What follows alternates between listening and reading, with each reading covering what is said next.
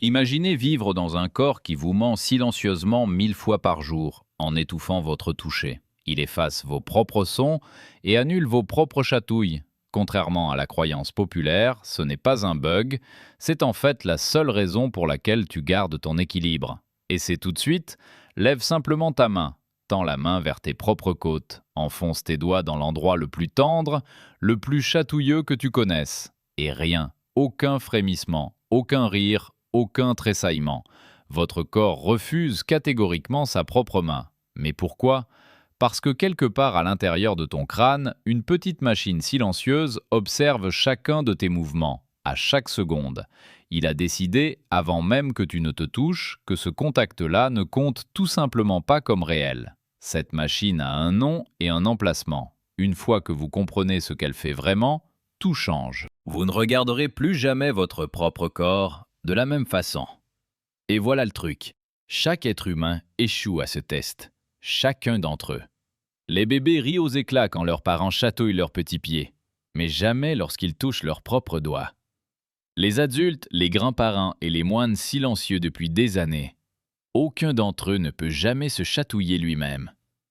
Même les tribus isolées, presque sans contact avec le monde moderne, réagissent exactement de la même manière. Les anthropologues ont vérifié ce réflexe. Il est totalement universel. Il se situe en deçà du langage, en deçà de la culture, en deçà de tout âge. Mais il existe deux types de chatouilles, et la plupart des gens les confondent. Le premier s'appelle la knismèse. C'est cette sensation légère et chatouilleuse quand une plume effleure ton bras ou qu'une mouche se pose sur toi. Tu peux la déclencher toi-même, à peine. Ça ne te fait pas rire, ça te donne juste envie de chasser la mouche. Le second type s'appelle la gargalaise. C'est ce chatouillement profond, incontrôlable, à hurler de rire, dans les côtes, sous les aisselles et sur les côtés du cou. C'est celui qui te fait hurler de rire et essayer de sortir de ta propre peau. Et celui-là, tu ne peux pas te le faire à toi-même. Peu importe vos efforts, peu importe la vitesse de vos doigts, l'interrupteur ne basculera tout simplement pas. Sauf si vous êtes une personne bien précise. Parce qu'il existe un petit groupe de patients capables de se chatouiller eux-mêmes. Et ce qui est défaillant dans leur cerveau, c'est précisément ce qui fonctionne dans le vôtre. Dans les services psychiatriques, les médecins ont depuis longtemps remarqué quelque chose d'étrange. Certains patients atteints de schizophrénie affirment qu'ils peuvent, en réalité, se chatouiller eux-mêmes. Leurs propres mains sur leurs côtes déclenchent la réaction complète. Le frisson, le rire, le sursaut. Le toucher de soi arrive fort et surprenant. En 1998, la neuroscientifique Sarah Jane Blakemore, à l'University College de Londres, a placé des participants dans un scanner à IRM fonctionnel pour une expérience étrange. Elle leur a demandé de toucher leurs paumes avec de la mousse sur un bras robotisé, puis a comparé ce qui se passait lorsque la machine le faisait à leur place. L'imagerie s'illuminait comme une ville la nuit lors d'un toucher externe. Mais pour l'auto-toucher, une région précise du cerveau devenait silencieuse, presque éteinte. Cette région, c'est le cortex somatosensoriel. C'est la carte de ton corps, l'endroit où le toucher devient conscient dans ton esprit. Et votre cerveau, il s'avère, l'atténue activement chaque fois que vous vous touchez vous-même. Les études montrent que cette atténuation n'est pas paresseuse, elle est précise. Parce que ton cerveau, avant même que ton doigt ne se pose sur ta côte, c'est déjà exactement ce que ce contact va te faire ressentir. Votre cerveau soustrait la prédiction de la sensation. Ce qui reste s'appelle la surprise. Et il n'y a aucune surprise dans votre propre main. Alors, qu'est-ce que votre cerveau prédit exactement? Et comment diable fait-il pour prédire aussi vite? Voici le héros discret de cette histoire. Une petite structure plissée, nichée à l'arrière de votre crâne. Juste au-dessus de la colonne vertébrale se trouve le cervelet. Les manuels l'appelaient le centre de l'équilibre. Il s'avère qu'il est plus étrange que ça. Les scientifiques pensent que le cervelet exécute ce que les ingénieurs appellent un modèle prédictif, anticipant en permanence la prochaine sensation de votre corps. Chaque fois que votre cortex moteur envoie une commande pour bouger un doigt, plier un poignet ou effleurer une côte, une copie de cette commande est discrètement envoyée au cervelet. On l'appelle une copie d'efférence. Considère ça comme un reçu de ta propre intention, un petit bulletin de prédiction pour ce que tu t'apprêtes à faire. Le cervelet prend ce reçu et, en une fraction de seconde, simule ce que votre corps va ressentir. Il anticipe la pression, la direction, le rythme, la texture, avant même que votre peau ne réagisse. Puis, lorsque la vraie sensation arrive de ta peau, ton cerveau compare les deux. La prédiction rencontre la réalité. Elle soustrait l'une de l'autre. Sensation moins prédiction égale surprise. L'équation sur laquelle votre conscience est bâtie. Voilà pourquoi tu n'entends pas tes propres pas comme des bruits sourds, alors que les pas d'un inconnu derrière toi te font te retourner d'un bond. C'est pourquoi tu ne sens pas ta langue toucher constamment tes dents, ni le poids de tes vêtements quelques secondes après t'être habillé. Votre cerveau a tout prédit, tout soustrait, et discrètement, tout effacé de votre conscience. La même astuce vous permet de tenir une tasse sans l'écraser. Votre cerveau anticipe le poids avant même que vos doigts ne se referment. Elle prévoit la glissade avant qu'elle n'arrive. Chaque geste que vous faites est enveloppé dans une bulle de prédiction. Seules les erreurs, les surprises, parviennent réellement à ta conscience. Tout le reste, ton cerveau l'efface discrètement pour toi. Ainsi, lorsque votre doigt s'approche de votre propre côte, le cervelet a déjà écrit tout le scénario de ce contact. Rien de nouveau n'apparaît, rien de surprenant, rien qui mérite qu'on en rie. Mais voici le rebondissement. Les scientifiques ont brisé ce système. Londres, 1999. L'équipe de Blakemore a construit ce qu'ils appelaient un robot chatouilleur, un dispositif tout simple à 2 bras. Tu saisis un bras et tu le bouges.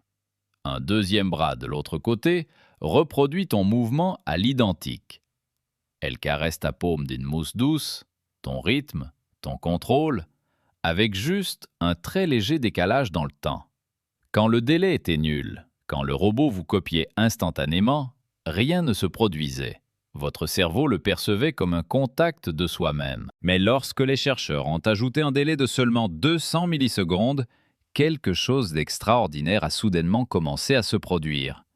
Les gens ont senti le chatouillement. Leur peau s'est éveillée, ils ont ri, ils se sont tortillés. Tout cela grâce à leurs propres mains en mouvement. 200 millisecondes, 1/5 de seconde, c'est tout ce qu'il a fallu pour déjouer le moteur de prédiction. Ils ont aussi essayé des décalages spatiaux. Bougez la main vers la gauche et le robot vous caresse légèrement vers la droite. Même effet, le chatouillement est revenu. Votre cerveau, incapable d'aligner la prédiction avec la sensation, a cessé de l'annuler. Et à l'instant où l'annulation a échoué, le contact a soudain semblé étranger, inconnu, comme venant d'un inconnu. Ce qui signifie que la raison pour laquelle vous ne pouvez pas vous chatouiller n'a rien à voir avec le fait de savoir que c'est bien votre propre main. Votre cerveau ne se soucie pas de l'identité, seulement de la prévisibilité. Rendez votre propre main stupidement imprévisible et elle devient une étrangère. Si tout cela n'est qu'un jeu de prédiction, alors pourquoi rions-nous? Pourquoi la gargalésie existe-t-elle? Pourquoi l'évolution a-t-elle programmé les humains à hurler quand on nous serre les côtes?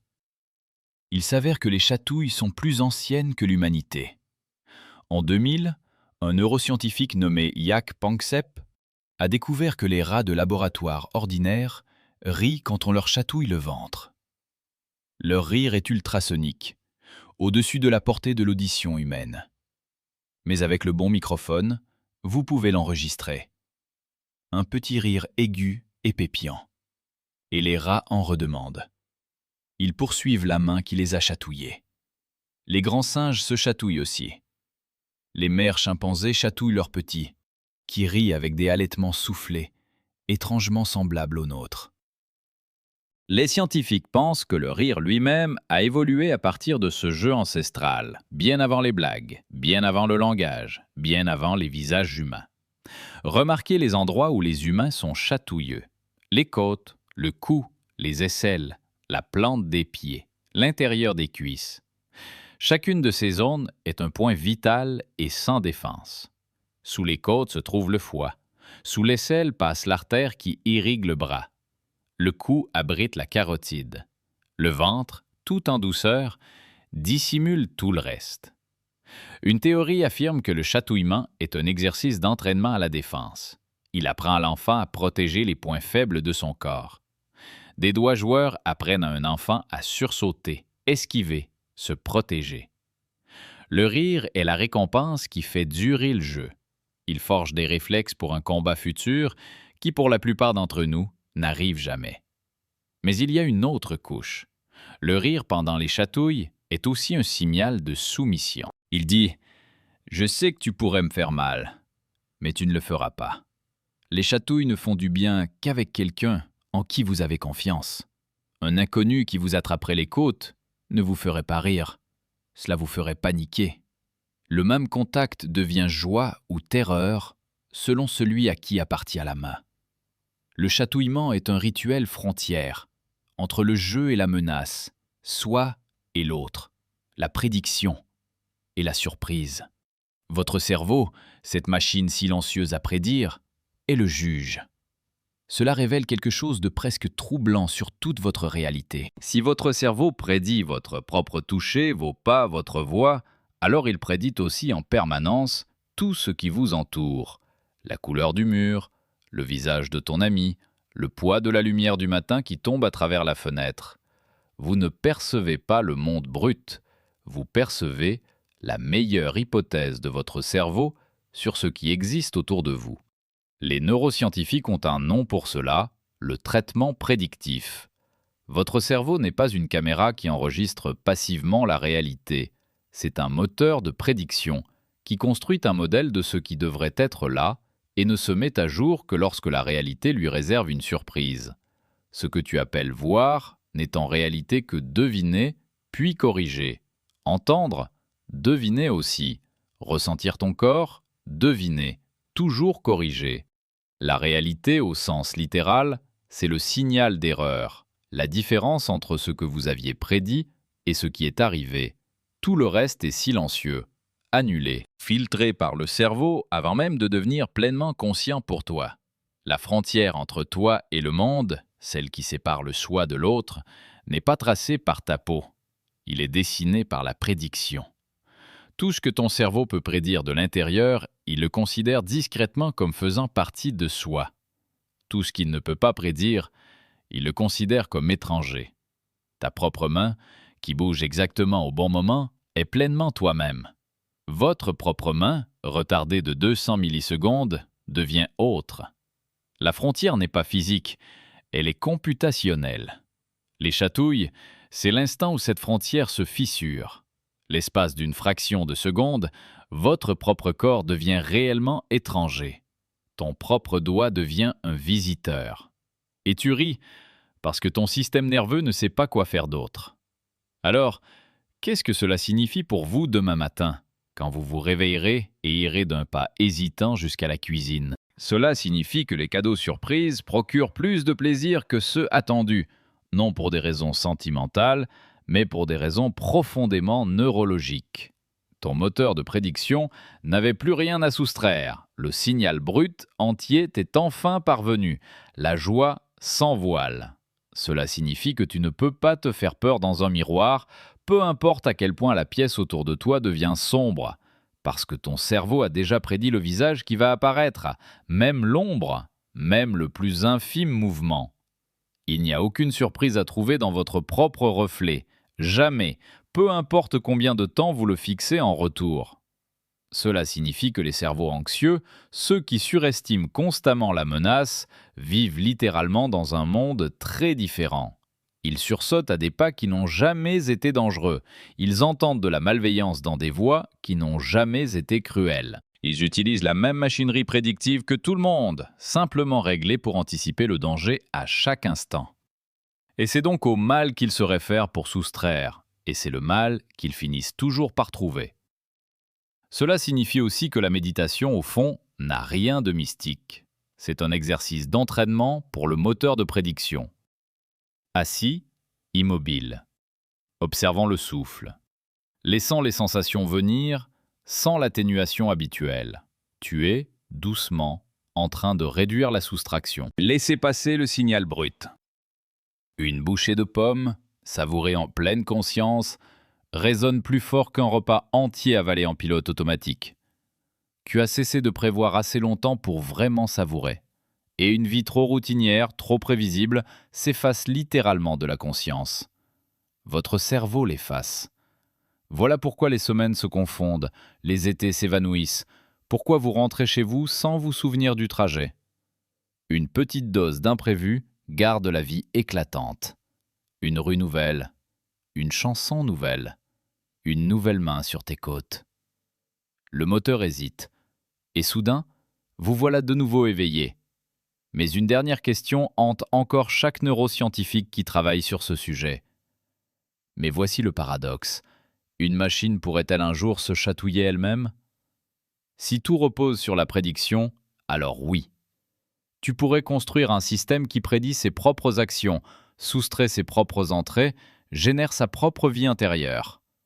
Certains chercheurs pensent que c'est exactement ainsi que fonctionne la conscience. Vous n'êtes pas une âme, pas une étincelle.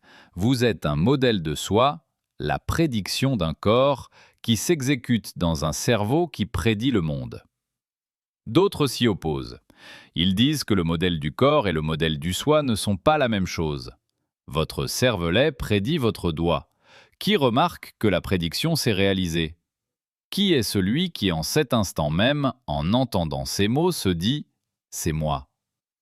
La prédiction, soutiennent-ils, ne peut tout simplement pas se voir elle-même. Il doit y avoir dans la conscience quelque chose de plus que le modèle. Personne ne connaît encore la réponse. Mais chaque année, les machines deviennent meilleures pour se prédire elles-mêmes et la frontière s'amincit. La possibilité la plus étrange est celle-ci. La conscience ne serait peut-être rien de plus que le modèle prédictif ultime. Une prédiction qui se prédit elle-même. Un fantôme dans la boucle. Une supposition qui se devine elle-même. Vous êtes la meilleure supposition de votre cerveau à votre sujet. Et cette supposition est plus étrange que vous ne le pensez. Si la prédiction dérape, ne serait-ce que légèrement, vous vous sentez étranger à vous-même. Tu vas te chatouiller, tu vas rire, tu vas rencontrer l'autre qui n'a toujours été que ta propre main. Si tu veux plonger encore plus loin dans la façon dont ton cerveau réécrit ta réalité, regarde attentivement ce qui suit. C'est le même moteur. Pourquoi vous ne sentez pas l'odeur de votre propre maison au moment où vous franchissez la porte? Même moteur de prédiction. Sans différent. Dis-moi en commentaire, est-ce que l'illusion du robot a marché? As-tu déjà senti un chatouillement fantôme venant de ta propre main? Abonnez-vous pour d'autres décryptages tout en douceur de la science cachée dans votre quotidien. Je lis chacune de vos réponses. Parce que ton corps te ment en ce moment même. Et ces mensonges sont la seule